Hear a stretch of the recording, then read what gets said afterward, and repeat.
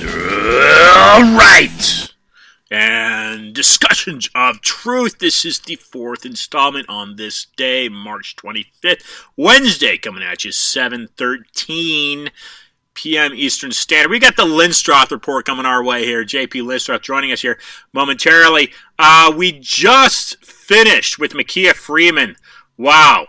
Catch that episode. It will blow your mind. Again, hashtag Stop Mass Media. Yes, we refrain from allowing mainstream media from brainwashing us.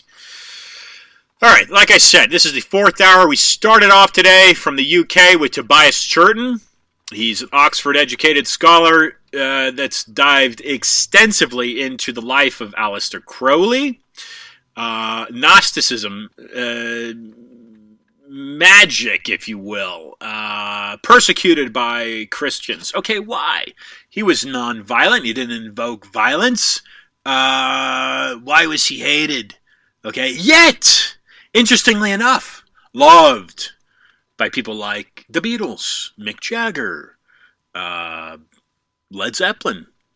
So what was it about what he studied and researched that provoked, in a way, such great music?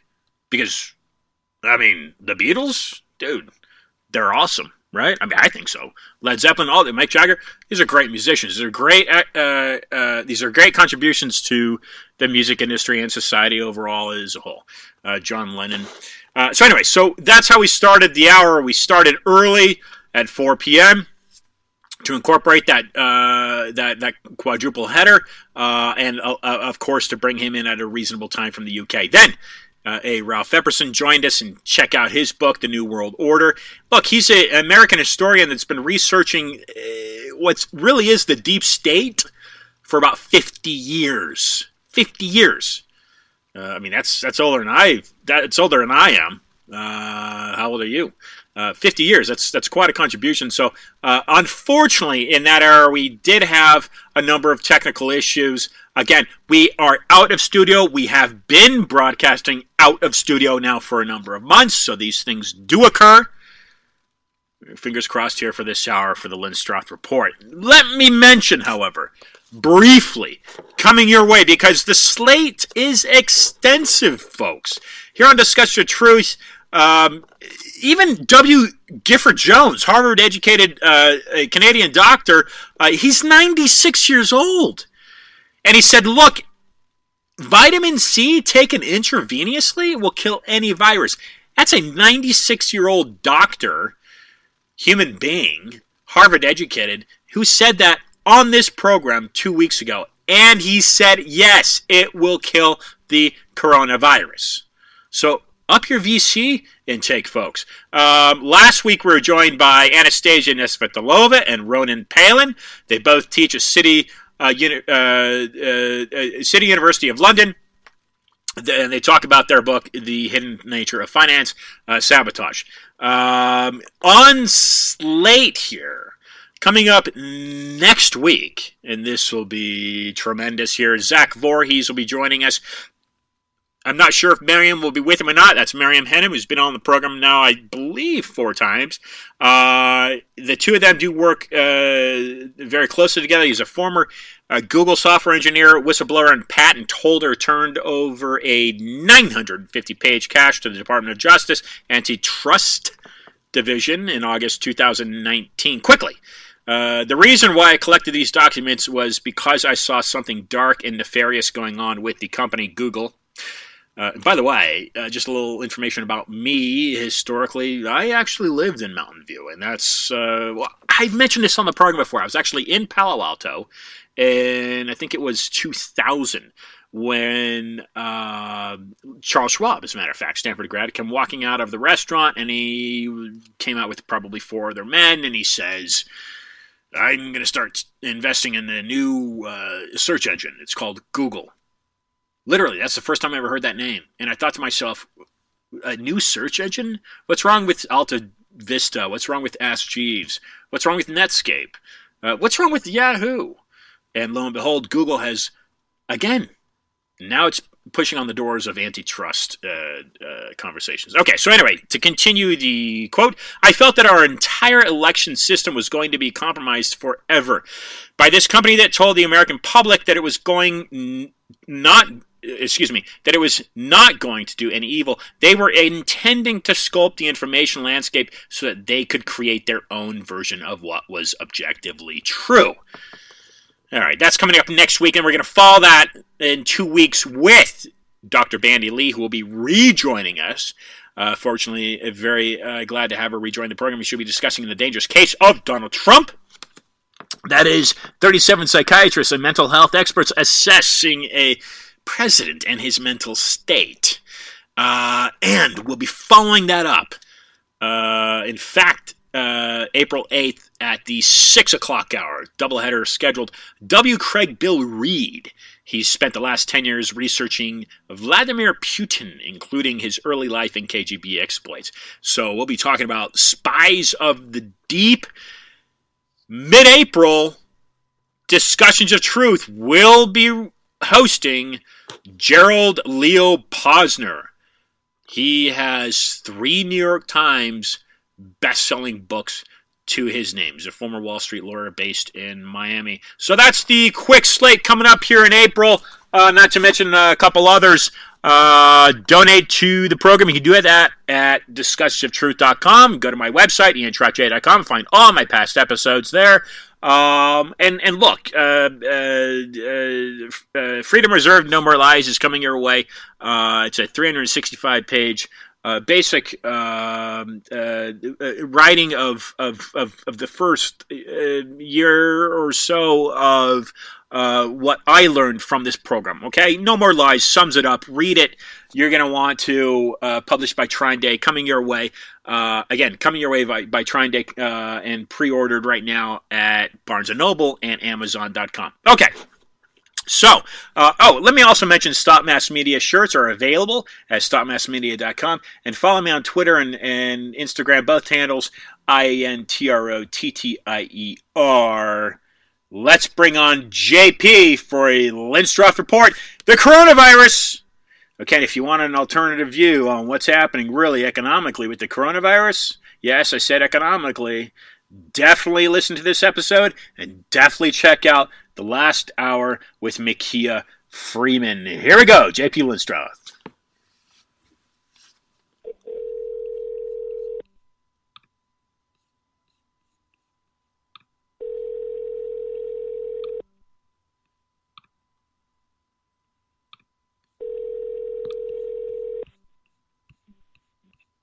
Hello? Mr. J.P. Linstroth, welcome back to Discussions of Truth, sir. Hey, Ian, how you doing? Well, I'm doing great. This is actually, I'm not sure if I mentioned this to you or not, but this is actually a quadruple header. We started the program with, Wow.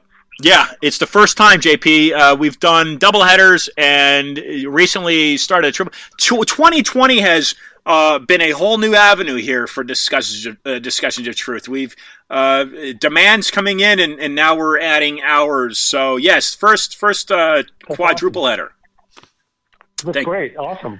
Thank you, JP. So anyway, what's the status here for you in Florida regarding the coronavirus? You're healthy, obviously. It sounds that way. Are you quarantined? Yeah, I mean, I had a cold like about, I don't know, a month or 6 weeks ago, and at that time nobody was testing, so I don't even know if I had a version of it. But I mean, I guess worrying things are things like that Palm Beach County's the least tested county per capita of the state. Okay. And I don't know. I mean, I worry, like, when Trump makes pronouncements that everything will be open for business by Easter. Yeah. I mean, we laugh at it. I mean, this is serious business, but it's like the guy directing the country, and again, I try not to take sides politically, but the guy directing the country is just like not taking this serious. Well, and I mean, Andrew Cuomo sounds more like the president than the president. He's the governor of New York. And I just think I think it's wrong, and I think it's irresponsible of Trump to set a date like that, especially because I taught epidemiology or co-taught a course 20 years ago, and knowing how a disease like this behaves, or any disease really, when you have an epidemic and even a pandemic like it is, that, for example, with the Spanish flu in 1918, San Francisco was like the first city to quarantine itself and practice social distancing. And then they thought by the fall of 1918, everything was fine, and they went back to normal. And guess what? They get a huge spike of contagion and a huge spike of a death rate there, which lasted a year about. Wow. And Hong Kong is going through the same thing just recently. I mean, they thought they had contained everything and things could go back to normal, and then they got another wave of it, or a couple waves. Incredible. I had not heard this. Yeah. So, I mean, so when we're talking about epidemiology, we're not even talking, it's only been I don't know, what's been a couple of weeks, Ian? And I think Cuomo's right. I mean, listening to people who are medical doctors and epidemiologists, that probably New York will be the norm for everybody. Now, if Trump has his way and loosens restrictions on opening everything up, it could get into the millions, Ian. I mean, that's how scary it is. That's mind-boggling, JP, and I have that same concern in that he's going to rush to try to save the economy, and then things are just going to spiral out of control. Right. I mean, I think you and I did an email exchange, and you were like, "Has this ever happened before?" And and I pointed to the Spanish flu of 1918, which is over 100 years ago, so it's not really in our living memory, but it certainly was in my grandparents, and unfortunately they passed away. But I could have asked them about it. But a lot of people after that happened forgot about it because World War I was going on at the time, and people were focused on the war, and also the president, Woodrow Wilson, was focusing on the war and the war effort. But more people died with the Spanish flu of 1918 than all the wars of the 20th century combined the United States fought. Wow. So 675,000 people estimated died. 25 million Americans were infected, estimations. 50 million people, Ian, probably worldwide died because of that flu. And that was 3% of the world population at the time. Wow. So we're talking about this disease, and the reason why people tend to forget about it after it happened was they didn't like the way they behaved. They shuttered people up, they ignored their neighbors. I mean, a disease like that, you become afraid, and we haven't reached that point yet here, but I'm afraid, really, Ian, if Trump opens everything up for business by Easter, and then we think we're going back to normal, and then the disease spikes. Yeah. Because we're not practicing social distancing. All you have to do is simple math and realize you can get into the millions pretty quickly. It's almost, JP, it's almost a catch-22, right? I mean, last time you joined the program, it's a couple of weeks ago, and the coronavirus is of concern for most people. So that episode seems to have done very well post-broadcast and podcast platform. But even back then, you were saying, JP, and you may have started saying that beforehand, you were one of the first that I believe I remember hearing saying, hey, look, the economic impact of this is likely, very possibly, going to outreach and far reach the health impact. So it's almost a catch-22 in that you've got a sector of the society led by, let's say, Donald Trump. To say he represents this sector, which I don't think he does, but let's say, everybody wants a healthy economy, and everyone wants to rebound from what is definitely going to be a recession. There's no doubt about that. Let's hope it's not a depression, but you've got to catch 22 because now you're saying, okay, so Trump hurries that case up, and then he reopens the doors and the trading, but then boom, you've got a spike in cases, and then you're going to have to close things back up and wait even longer. I mean, Ian, and I hope you're well too, by the way, and your family as well. I think if most Americans, and just talking about the United States, or actually just people in the world in general, if they had a choice over their health, or their own mortality and economics, I think wouldn't most people choose their health and the health of their families? I think they would. I mean, the thing is, so the Congress, Senate just approved today and hasn't really been passed yet as legislation or as a bill or it become law yet, but $2 trillion package. Yeah.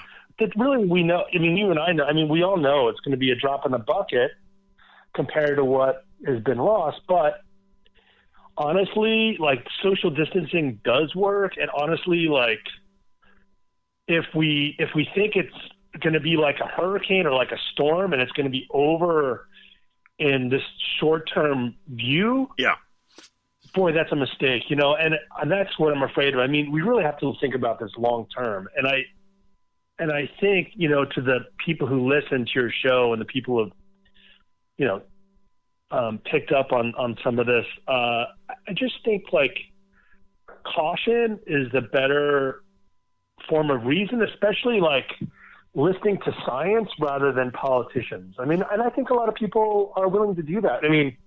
Anthony Fauci, Dr. Anthony Fauci, he went to my alma mater, Holy Cross.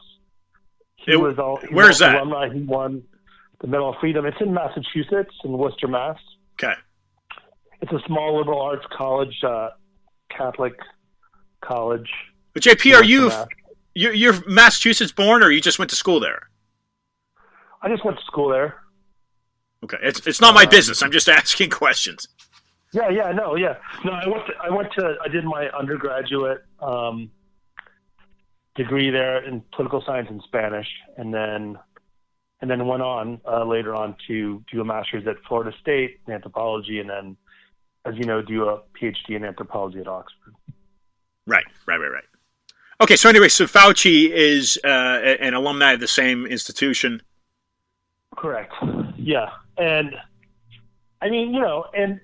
and actually think he's very believable, and he's very believable. He's an expert, Yeah, of course. He's an expert in this stuff. He's been very gentle in the way he contradicts Trump, but he has contradicted him because he needs to as a scientist, because, he knows the difference. He knows what diseases can do. And if you look at, the scary thing is, Ian, is that we're probably a year, maybe a year and a half away from a vaccine.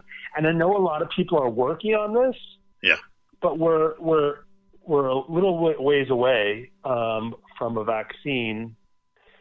And, every disease is unique. Just look at disease like the hantavirus, which affected mainly Navajo people out west. People are totally baffled on how to treat it. They would, with the Spanish flu, just like the hantavirus, just like this disease with the coronavirus and the COVID-19, people have the complicating symptoms are pneumonia, and you drown in your own fluids. The difference in the hantavirus is that it's been passed on through deer mice, and the reason how they get rid of it is through excrement and through urine, and you get it on your clothes, and it's deadly, and it's like a spore that gets into your lung and just goes from there. Going back to the Spanish flu, the majority of people that were affected from that were people from 20 to 40-year-olds. Interesting. Which was interesting, too, and what scientists now think the reason why that is that the older generation were more immune to that type of flu because they had been through some kind of other virus beforehand. So we never know how diseases are going to, not behave, but how it's going to work out. We still don't know how it's going to peak in the U.S. But I think if we're not taking precautions, Ian, then I think, and I'm sure you agree, that we're going to be in trouble, Yeah, and the other issue is it a blessing in disguise, if you will, at the cost of those certainly who have passed away from it and will pass away from it. But is it a blessing in disguise? Because look, the United States in its medical institutions are ill prepared for this. Or it seems to be that way anyway. Totally. Yeah. Well, one of the things was that, President Trump cut out a lot of the medical funding a couple of years ago with that Obama and his predecessors put in place. Well, that's one thing. The other thing is we don't have a national healthcare system. Right. Yeah. So that's another thing, is that why don't we consider that? I mean, we're the only developed country in the world that doesn't have a national healthcare system yet. It's disgusting. Why? It's crazy. You don't hear private healthcare pitching in on this, by the way, either. And this is a point that Yanis Varoufakis brought up, who's a famous Greek economist. And one of the things that this is an article that may come out this week or not, I'm not sure, but anyway, I quote Yanis Varoufakis because of the economic implications. You were just bringing up the economic implications. And one of the things that he says is that really the 2008 economic crisis, hasn't really ended. And so what the coronavirus, COVID-19, shows or demonstrates that we're in a continuation of the 2008 economic crisis. And we were just sitting on kind of a bubble, and this has kind of pricked that bubble kind of false hopes. And he said also that not only are we not out of it, but it's the coronavirus will probably make things worse, that we haven't yet recovered from, 2008. And so one of the do you mind if I talk about this a little bit? Not at all. Okay. So one of the things he brought up, Ian, was that the Federal Reserve back in 2009, did a magnificent job of using dollar swap lines, they're called, to infuse dollars into central banks, like to the European Central Bank and the one in Japan. And, but, we have Donald Trump in the White House, and the question is whether or not Donald Trump will allow the Fed, the Federal Reserve, to use dollar swap lines again to infuse dollars into the system to make more of a global recovery. Mm-hmm. And I'm just gonna quote from Varoufakis, because it's not my words, but I just want to quote what he says. He said, this is referring to Donald Trump, if he's not interested in doing that, the repercussions will be very simple. We are going to have an even deeper crisis, a deeper recession with tangible effects on the lives of people from Hong Kong and Shanghai all the way to Finland, Portugal, Iceland, and everywhere. This is why this epidemic is of great significance to real people's lives across the world. And this is Yanis Varoufakis, who is a famous Greek economist. I really like him, actually. But, so we have this $2 trillion package. People like Pelosi and others and McConnell, I think, know that they're going to have to pass other economic packages for our economy to survive, right? I think it's pretty obvious. How long can businesses go closed? Sure. Having arbitrary date, like, oh, let's just open everything up on Easter because it seems like a really good date and people can go back to church. Yeah, that's great. Okay, we all, that'd be great to go back to church, but like at the expense of what? Of your grandparents, of whom? Yeah. Just worrisome, basically. Well, JP, what are your thoughts on what this could possibly do? Let's look at an extreme scenario here. Let's say that nobody knows what the future of this coronavirus is going to do. What we know is that the major economic engines in New York and California are totally shut down. I thought I read something like 40% of the American workforce right now is not working. That's a few days old. That number may be totally different now. Things change drastically day to day. But if we look at the economy, basically, the global economy is been ground to a halt because so much of it is supported by what goes on in California on a day-to-day basis, what goes on in New York on a day-to-day basis. You take that, let's look at an extreme and say, hey, the U.S. dollar's going to plummet. It's going to get destroyed. What could that possibly do to cryptocurrencies? Well, I don't know about cryptocurrency, and I'm not up on that. But what I do know is that let's create a doom and gloom scenario. Let's like apocalypse now kind of thing, right? So let's say that Donald Trump gets his way, and we go back to things as normal on Easter. Yeah. And then the disease starts spiking again, and we get into a death spiral, and then millions of people are infected. So then you're in a worse situation where, and by the way, thank goodness for our people who work in the healthcare industries and people who work on, sure, of course, in the front lines, and the firemen and the policemen, all the people that go out of their way to help out. Right? So I want to put that out there. But anyway, go to the worst situation. What's going to happen to the economy if we pretend we're going back to normal and it gets worse? So that's one doom and gloom. So, you think you're going to go back to normal, and then everything's worse, and then people are even more scared. But, I mean, one of the things that Varoufakis is saying is that, there are measures in place, that the federal government can do, like exchange, do these dollar swaps with central banks that would help.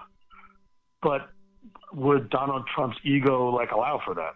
Number one. The other thing, looking at this too, Ian, is that 78% of Americans, okay,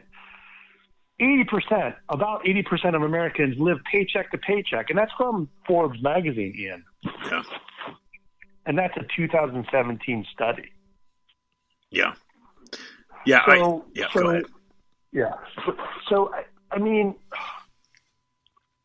a lot of people that are going to get the $1,200 plus the $500 for each kid, I mean, will be able to use that money. It'll be good.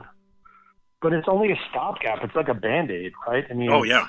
Look at all the people with gig jobs. The gig jobs are Ubering.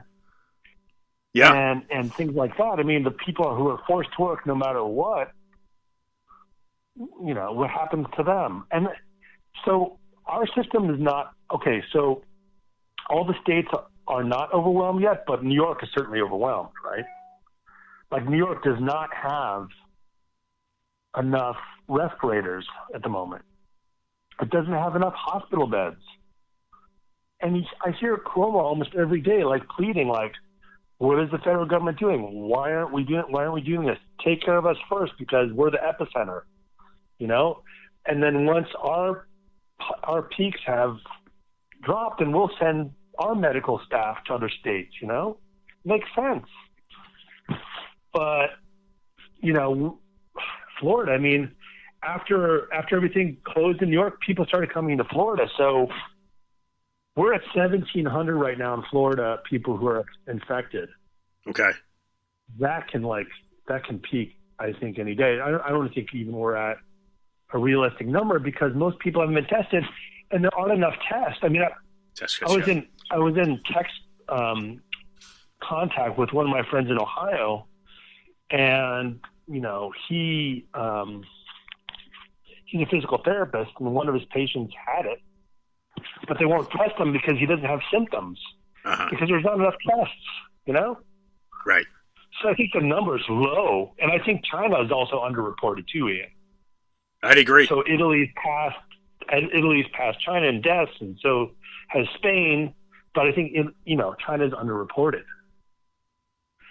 And I think Hong Kong is really telling too, because Hong Kong thought they were over it, they contained it, and then they began having peaks again because they went back to normal.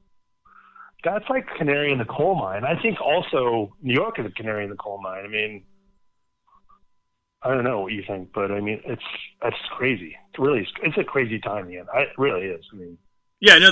The reason I bring up the dollar being plummeted, the other thing is Amazon facility workers are now being diagnosed with positive with coronavirus.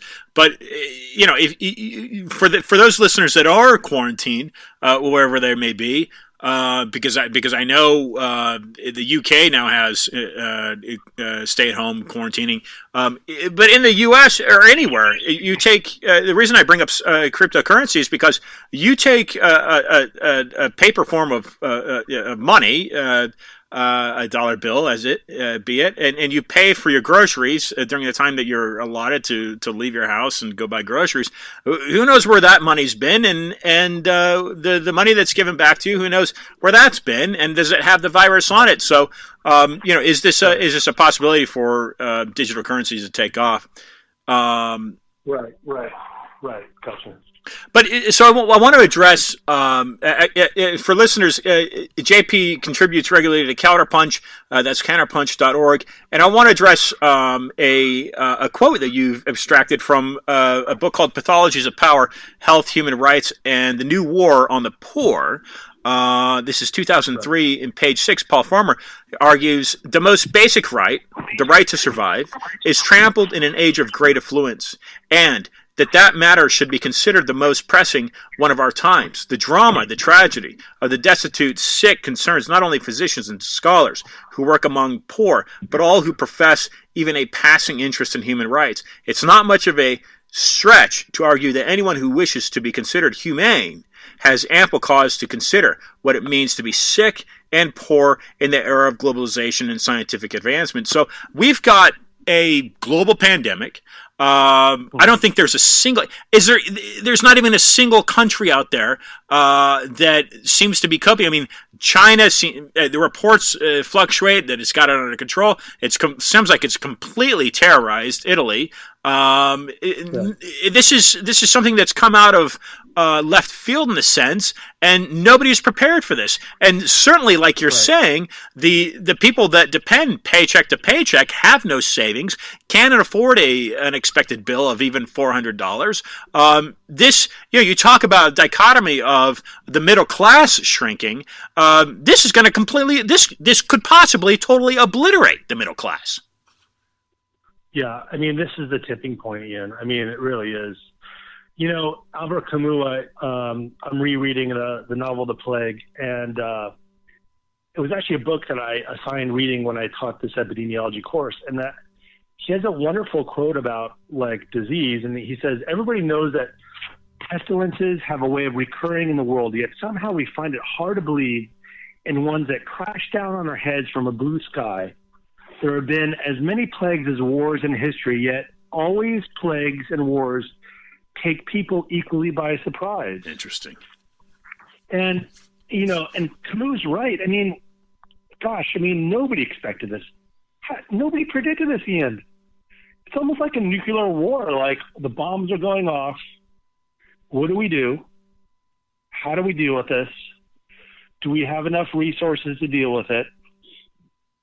I mean, it's really craziness. And yes, I mean, Italy's been totally terrorized. But what was interesting when I heard, and actually, I know some Italians as well, and listening to them, one of the a woman here's an anthropologist. She texted a message on Facebook, and she basically said that when people started talking about this outbreak, people took it like they were on vacation. Right. And so they all started socializing. It was like, no big deal. Who cares? And look at them now, Ian. Okay, the death tolls surpassed China from what China's reported. And I say from what they've reported because I think they're underreporting. But it's spiking up and down. I mean, it was, I think, the other day, like yesterday, it was like 500 more deaths, and 600 deaths. And then it's awful. It's horrific.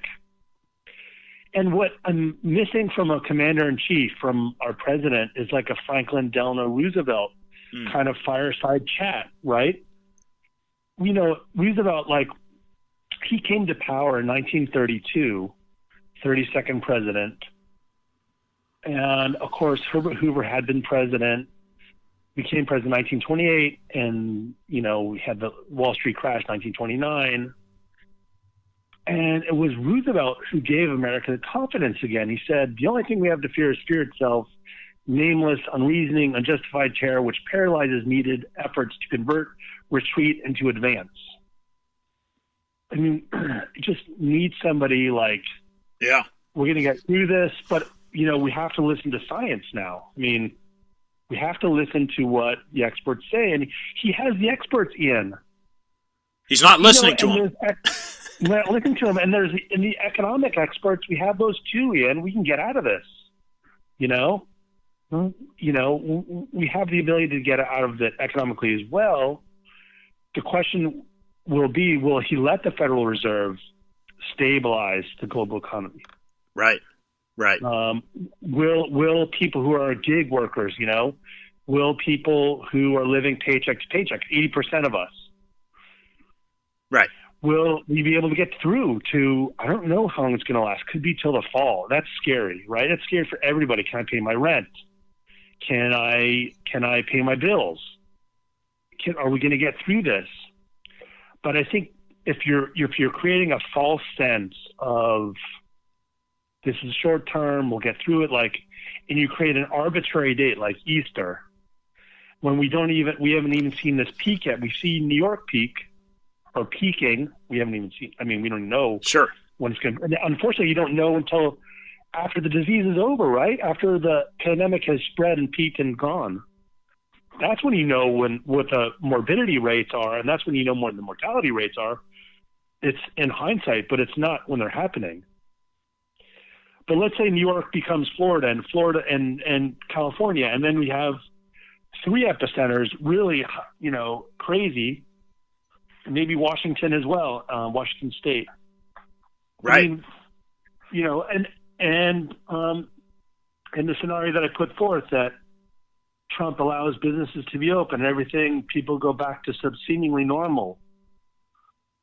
Or the scenario where we can isolate a few people who have it and keep isolating them. And that's not the way diseases work. And shame on those people who say things like that, because honestly, if you look at the simple math, and I was looking at, there's a philosopher at New York University who put up a mathematical diagram between social distancing and not social distancing. Right. And it was the difference was in the millions. I mean, wow. It was the n-tenth of whatever. And that was on Counterpunch. He put that on Counterpunch. And I was just like, wow. I mean, and it's not that complicated math either. I mean, it's just to the nth degree, you contaminate one person to another. And because it's airborne, it makes it even that more difficult.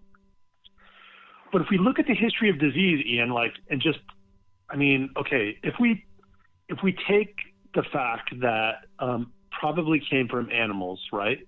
Right. I mean, okay, so likely sources, pangolins and bats. Well, how did that happen? Well, in the Wuhan market, they're stacking animals one on top of each other, and they're totally stressed out. Yeah. And, of course, they're going to get sick, right? Right. But if you look at the history of domestication, which is in the past 10,000 years, that's where most of our diseases come from, animals that we've domesticated, whether they're the pigs or the goats or the sheep or whatever, right? And that's when the Europeans, the book Guns, Germs, and Steel by Jared Diamond talks about, when the Europeans invaded the Americas, or the conquista, right? Right.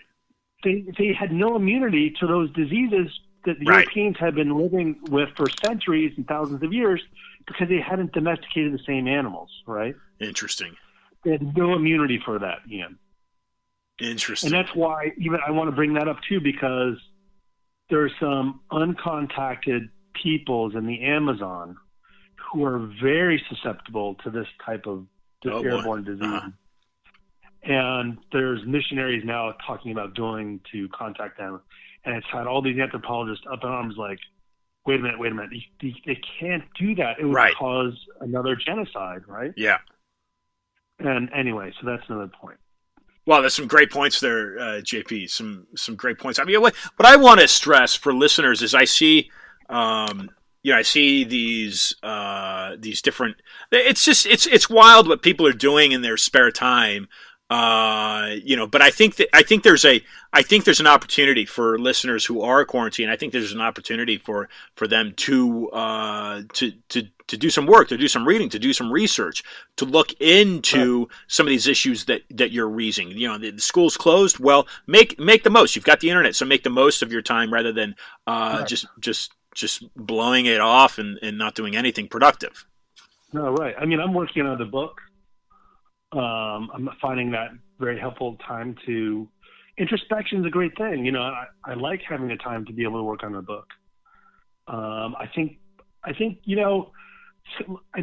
people should be thanking their teachers. Now they know how difficult it is. So now you have kids at home, right? So you have to, why not teach them how to cook or do some things around the house, or and of course it's like devastating for seniors in high school. I have two nieces who are seniors in high school, Ian, and they're fraternal twins, which means they're non-identical, and they're seniors in high school, poor things. And I don't know, are they going to have a graduation this year? Right. That's the same thing for universities. I mean, we postponed the Olympics, and just life isn't normal now. Okay, so we're getting used to a new normal, at least for a while, but we can't put an end to it before it's over. That's the thing that I worry about, And unfortunately, we have to postpone some things, but just take a deep breath. Sure. And introspection, some reading is not so bad. And like you were just saying, like do some things that you might normally not have time to do. I don't know.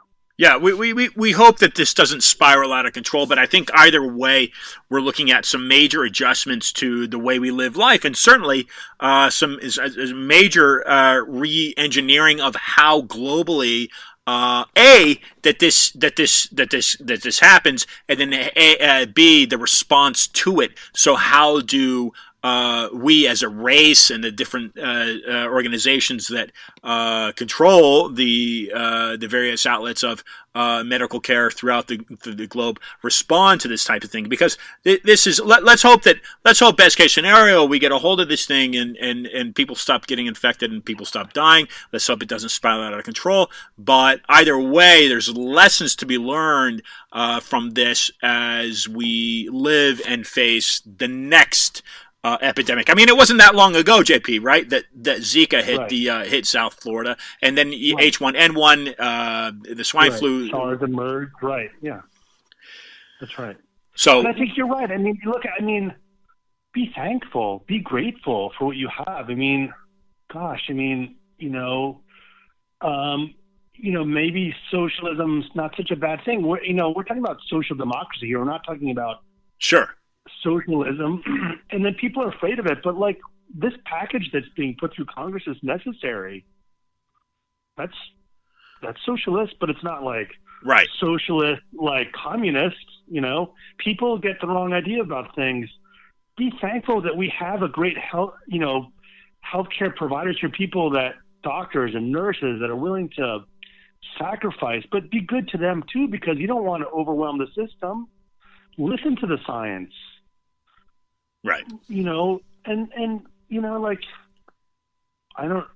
some of the Buddhism is pretty good too. Like, listen, like, calm down, take a deep breath and listen and be mindful of who you are and what you're doing. And, all these young kids, like, they're thinking like they're not susceptible. It's just totally not true. I mean, there have been plenty of young people who have been affected, even young people who have died, unfortunately, which I don't want anybody to die from any disease like this ever or anything like that.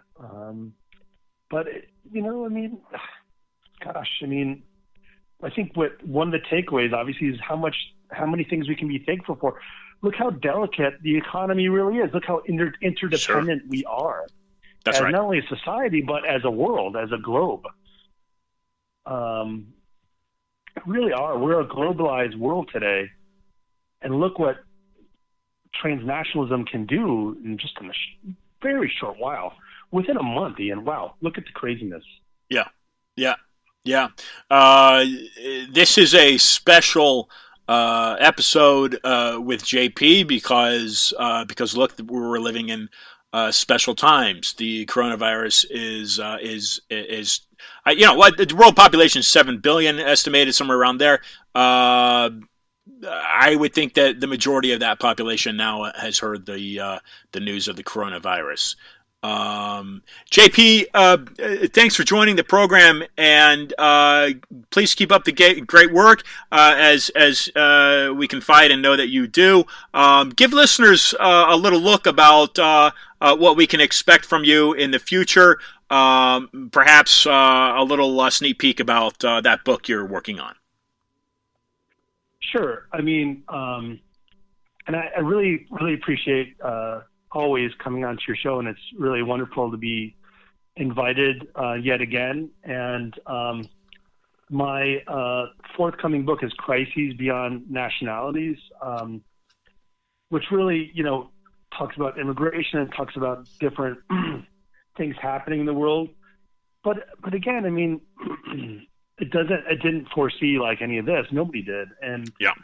So we're really looking at some of the other issues, and I think hopefully I have another article on this comparing it to the Spanish flu of 1918 coming out this weekend in Counterpunch. But most of my things can be found on academia.edu under JP Linstroth. And again, like the takeaway for me, and I hope, and I know for you too, and I think for a lot of people, is that, wow, how to appreciate life and understand how delicate everything is, how one thing can just change the course of life as we know it on this planet, and one disease like this. And I think hopefully that the political leaders will have a takeaway from this and realize that, wow, maybe we need to be more prepared for this in the future. For certain they will. And I think that instead of hard politics is what somebody else has brought up, that they've called this soft politics, right? Biological warfare or biological disease. But it really isn't. And because it can affect everyone everywhere. And of course, one of my points in the last article was that the people in the developing world are affected even more so because in some parts of the world you can't social distance, right? Yeah. And so anyway, but they don't have the economic means to recover as fast or as much. Yeah, unfortunately. Yeah. But yes, it is reaching all socioeconomic levels of society, and societies in that Prince Charles now has the coronavirus case. So we need to all protect ourselves. Right. Well, and so thank you, Ian, and hopefully some of your listeners will benefit from our conversations and have a different perspective on what's going on as well. Ladies and gentlemen, JP Linstroth. JP, looking forward to speaking to you next time you're on the program. Thank you so much, Ian. It's great to be on your show. If you're not familiar with JP Linstroth, if this is your first time catching a Linstroth Report, and that we refer to his time on the program as, again, he's at academia.edu and counterpunch.org. A quick Google query of JP Linstroth, Linstroth, will yield a number of his articles and publications. Again, he is a former Fulbright Scholar to Brazil, and he does hold a philosophical doctorate from Oxford. Actually, he is the second Oxford scholar, if you will, to join the program today. We started the show with Tobias Churton. This has been a quadruple header a 4-hour installment of Discussions of Truth. If you would like, which I highly encourage you to donate, $1 a month, $5, you may do so at iantrottier.com. That's IANTROTTIER. All of my guests today, 3 of the 4 have books you can buy, and you can donate to Micaiah Freeman's work as well. And certainly subscribe to this broadcast in podcast form. You may listen to it, re-listen to it on iTunes, Google Play, Spotify, iHeartRadio, a number of outlets. I recommend Anchor.fm. I upload all episodes to Anchor.fm, and all episodes are found at iantrottier.com. So anyway, Wednesdays, 5 o'clock, Discussions of Truth. That's Eastern Standard. I'm right here delivering you a Discussion of Truth. The platforms that the program streams 24/7 on and is located at the 5 o'clock hour on Wednesdays. DiscussionsofTruth.com, FreedomReserve.com, IanTrottier.com, and StopMassMedia.com. Finally, at Wynwood One, not affiliated to Westwood One, Wynwood1.com, Miami Radio. So those 5 platforms. Buy a t-shirt, StopMassMedia.com. I am your source, your host, weekly for Discussions of Truth. And until next week, ladies and gentlemen, with Zach Voorhees, former Google software engineer and whistleblower, do one thing, apart from being safe, and keep your social distancing, but if you do nothing else, be awesome.